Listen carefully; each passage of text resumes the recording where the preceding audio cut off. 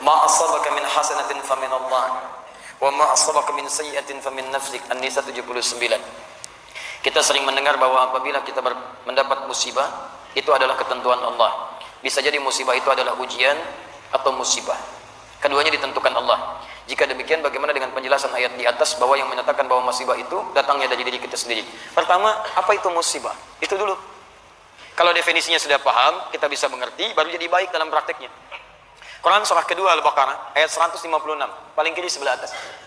Alladzina idza asabathum musibah qalu inna lillahi wa inna ilaihi raji'un. Musibah berasal dari kata asaba yusibu, isabatan wa musibatan. Segala yang menimpa, yang dialami. Di setiap yang menimpa kita itu musibah. Setiap yang menimpa, baik ataupun buruk. Makanya ketika hujan turun mengenai kita atau perangkat hidup kita, ada doa dari Nabi singkat. Allahumma sayyiban nafi'a. Sayyiban seakar dengan kata musibah. Asaba yusibu sayyibah. Menimpa dengan cepat. Cepat. Tak tak tak tak tak tak. Sayyiban. Di asal kata musibah itu yang kita alami semua.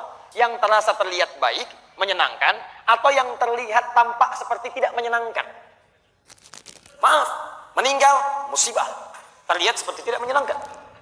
Maaf, lahir musibah, terlihat seperti menyenangkan. Naik kedudukan, musibah. Turun kedudukan, musibah.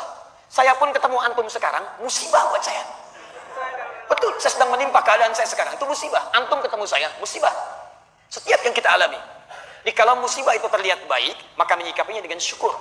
Musibah terlihat tidak menyenangkan, maka cara menyikapinya dengan sabar. Ketentuan musibah yang pertama adalah semua yang bersumber dari Allah itu baik ketentuannya. Awas, semua yang bersumber dari Allah itu baik ketentuannya. Cuman saat kita terima, pandangan kita kadang-kadang melihatnya ada terlihat menyenangkan, ada terlihat yang tidak seperti menyenangkan. Maka rumusnya adalah ketika antum melihat sesuatu yang menyenangkan, maka muncul rumus syukur di sini. La in syakartum la azidannakum. Ketika antum melihat seperti yang tidak menyenangkan, maka di sini kemudian teman-teman sekalian sabar berlaku di sini. Bagaimana cara sabarnya? Pertama, Quran surah kedua ayat 216, paling kiri sebelah atas. Kutiba alaikumul qitalu wa huwa kurhul lakum. Perangi perasaan kita. Ini ayat turun tentang jihad. Tapi bukan karena jihadnya, karena perasaan yang bergolak. Ada perasaan tuh kok sekarang ya, bagaimana kalau nggak besok aja? Aduh saya nggak siap. Ada ujian, dia merasa kurang menyenangkan.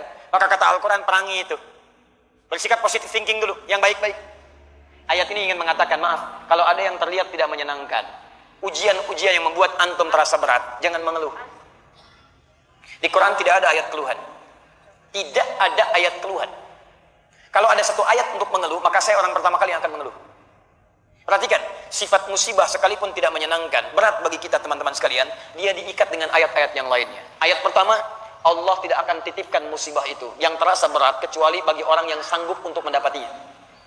Tidak ada ujian di luar batas kesanggupan. Quran surah kedua ayat 286. La yukallifullahu nafsan illa.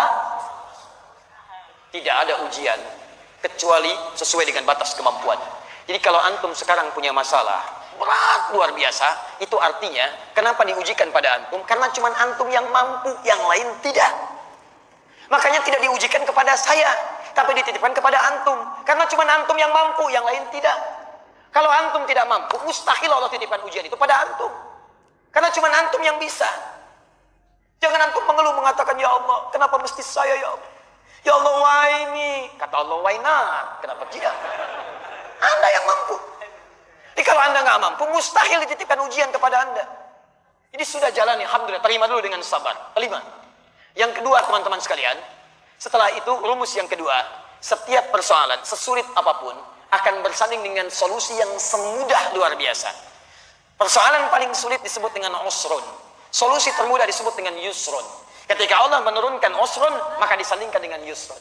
Inna ma'al usri yusra. Fa inna ma'al usri yusra. Dalam setiap kesulitan ada kemudahan. Makanya ini rumus Quran, keluarkan dalam bentuk solusi psikologis.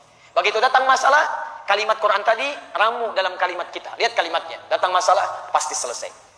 Saya pasti bisa. Saya pasti bisa, pasti selesai. Itu kalimat terjemahan yang bagus. Setiap ada kemudahan, setiap ada kesulitan, ada solusi. Pasti selesai. Ini secara psikologi membuat kita lebih mudah. Jadi kalau antum sedang punya masalah, langsung hadirkan. Insya Allah saya mampu. Pasti selesai. Pasti selesai.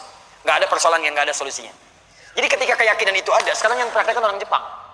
Orang Jepang lihat, ya maaf, ketika mereka punya persoalan, saya pasti bisa. Kamu bisa, kamu bisa. Taklukkan benteng, benteng Takeshi, mulai dilakukan. Pasti bisa, saya bisa, kamu bisa. Masya Allah. Kamu bisa, kamu bisa. Itu yang dipakai orang-orang luar yang punya teorinya kita. Korea ingin nyusul Jepang. Dari mulai TK, ketika mereka mulai baris, mereka mulai keluar kalimat-kalimat. Harus lebih daripada Nippon, harus lebih daripada Nihon, lebih daripada Jepang, lebih daripada Jepang. Jepang bikin Honda, mereka bikin Hyundai. Kita menyebutnya Hyundai. Lihat cek, Jepang bikin ini, Korea bikin ini. Jepang maju dalam bola, Korea maju dalam bola. Semua disusul, semua disusul. Kamu bisa, kamu bisa. Yang punya teorinya kita, yang punya praktekan orang lain. Kalau sudah seperti itu teman-teman sekalian, terima dan lihat sifat yang ketiga. Setiap persoalan ada solusi. Yang ketiga, sifat Allah ingin menjadikan setiap solusi itu mudah kita dapatkan. Quran surah yang kedua ayat 185. Yuridullahu bikumul yusra wa la yuridu bikumul usra. Dengan persoalan itu Allah inginkan hidup kita jadi lebih baik, lebih mudah dibandingkan dengan sebelumnya. Prinsip yang ketiga, maaf, ujian itu diturunkan oleh Allah kata Al-Quran untuk meningkatkan kualitas hidup kita, bukan ingin membuat hidup kita bermasalah. Sebentar ya, sebentar. Anak SD kalau ingin lulus SMP, ke SMP, ujian tidak? Berarti ujian itu untuk menguji kemampuan dia supaya masuk ke SMP. SMP kalau ingin ke SMA, ujian tidak? Ujian. Ujian itu bukan ingin memberikan beban, tapi ingin meningkatkan pengetahuan supaya pengetahuannya setara dengan SMA. Naik. SMA ke kampus demikian seterusnya. Jadi hukum kehidupan kalau ingin meningkat kualitasnya mesti lulus ujian. Saat antum diberikan masalah oleh Allah, itu artinya antum ingin dinaikkan kelasnya supaya lebih tinggi kelas dalam kehidupannya. Makanya ketika manhaj ini hadir dalam kehidupan kita, kalau ada masalah berat, berarti antum ingin diangkat setinggi-tingginya oleh Allah Subhanahu wa taala dalam tingkat yang terbaik dalam kehidupan. Karena itulah teman-teman, bagaimana cara menyikapi ujian? Sesuai pertanyaan ini, perhatikan baik-baik. Ma asabaka min hasanatin faminallah. Pertama, antum harus sikapi ujian itu dengan hasanah. Hasanah. Misal, maaf. Antum biasa ke masjid diuji. Ujian ringan. Quran surah kedua ayat 214. Masathumul ba'sa, tiba-tiba kasih hujan gerimis. Itu ringan. Orang Arab kalau ringan mereka katakan labas. Nazil matar, labas. Turun hujan nih. Enggak apa-apa, labas. Orang Indonesia la ba'sa, satukan, labas. Lewat, ringan. Kalau antum sudah mendapatkan yang itu, naik dharra, hujan jadi deras. Masih berangkat enggak? Itu ujian. Kalau antum sikapi dengan yang tadi, Allah ingin naikkan kelas saya, berangkat pakai payung. Payung berangkat. Hujan lebih dahsyat lagi sampai banjir. Konon kabarnya sebagian dari Solo kemarin banjir. Ya, masya Allah. Allah berikan kemudahan. Insya Allah antum punya apa-apa bantu mereka supaya keluar dari musibah yang kemudian tampak di hadapan kita itu. Ayo kemudian teman-teman sekalian berangkat ke masjid, berangkat. Nah, cara antum menyikapi hujan turun dengan motivasi supaya tergerak tetap berangkat ke masjid dengan gambaran Allah ingin naikkan iman saya, itu yang disebut dengan hasanah. Jelas? Tapi kalau antum itu sikapi, teman-teman sekalian, dengan sikap-sikap yang negatif. Hujan turun, biasa ke masjid tiba-tiba gerimis. Antum mulai malas ke masjid. Kata istri, "Pak, ayo ke masjid." "Aduh, hujan mah, kan ada payung." Takut ria. Takut ria, masya Allah. Takut ria. Baik, respon antum negatif yang tidak ingin ke masjid itu karena melihat ada situasi sebagai ujian padahal meningkatkan iman antum, maka disebut dengan sayyi'ah namanya. Sayyi'ah. Nah, kalau antum merespon dengan hasanah, itu bagian dari petunjuk Allah Subhanahu wa taala tanamkan pada jiwa antum. Itu pilihan. Kalau antum ambil berarti antum mengambil petunjuk dari Allah. Tapi kalau antum merespon dengan sayyi'ah, itu bukan dari Allah. Itu pilihan antum sendiri. Karena Allah kasih, antum enggak ambil. Sifat hidayah itu selalu baik. Hidayah diberikan. Cuman persoalannya, maaf, tidak setiap orang yang diberi hidayah dia tidak mau mengambilnya. Tidak setiap orang yang diberikan hidayah, tidak semua mengambilnya. Contoh, kita diberi minuman nih. Minuman, misal. Minuman itu diberikan. Tapi apakah setiap yang diberi minuman mau mengambilnya? Sifat hidayah tidak pernah Allah tidak berikan. Semua orang hidup diberikan hidayah. Quran surah 29 ayat 69. Diambil. Walladzina jahadu fina lanadiyannahum subulana. Orang-orang yang mau mengambil hidayah kami.